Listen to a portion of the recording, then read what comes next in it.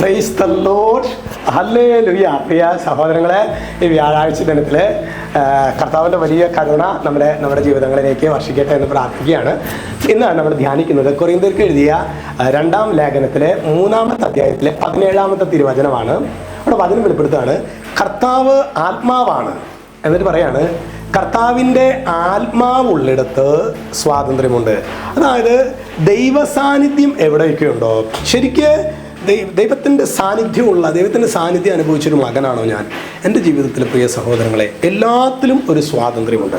സംഭവം പ്രതികൂലത്തിലും പ്രശ്നത്തിൻ്റെ ഒക്കെ നടുവിലാണെങ്കിലും ഒരു സ്വതന്ത്രത എന്നൊക്കെ പറയില്ലേ, അത് നമ്മുടെ ജീവിതത്തിലും ഉണ്ടാകും.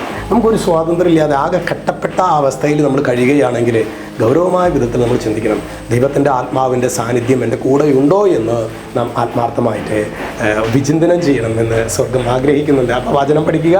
കർത്താവ് ആത്മാവാണ്. കർത്താവിൻ്റെ ആത്മാവുള്ളിടത്ത് എന്തുണ്ട്? സ്വാതന്ത്ര്യമുണ്ട്. ഹല്ലേലൂയ. ഓ ദൈവമായ കർത്താവിൻ്റെ ആത്മാവിനെ ധാരാളമായിട്ട് അനുഭവിക്കുവാൻ, അങ്ങനെ വലിയ സ്വാതന്ത്ര്യത്തിൻ്റെ മക്കളായിട്ട് ജീവിക്കുവാൻ ഞങ്ങൾ അഭിഷേകം ചെയ്യണമേ. രക്ഷിതാവായ യേശു ക്രിസ്തുവിൻ്റെ നാമത്തിൽ അനുഗ്രഹിക്കുന്നു, ഇപ്പോഴും എപ്പോഴും എന്നേക്കും. ആമേൻ.